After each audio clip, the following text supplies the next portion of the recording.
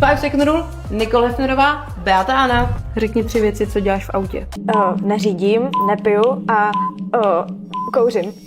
Ne, já nekouřím, ale... děláš? Ne, ale já reálně nekouřím. Řekni 3 slova, které by řekl Izomondy.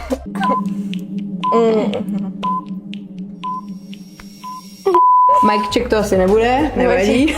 Řekni 3 věci, které myješ ve sprše.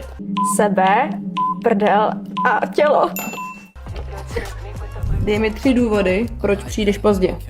Tak, kočka, pak autobus a špatný počasí. Řekni 3 věci, které můžeš ukrást z hotelového pokoje.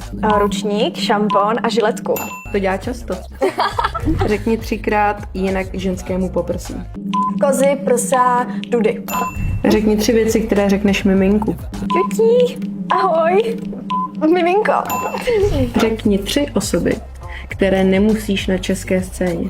Tak ale u toho se musím přemýšlet, ale Šapolik, Adel, kluk s kamením, nevím, už dál. Vyjmenuj mi 3 věci, co si ráno dáváš do kafe. Mlíko, bezlaktozový, led a brčko. Bezlaktózový. Dnešní díl máme u konce a ty nám napiš do komentářů, s kým příště máme dát 5 second rule. Čau.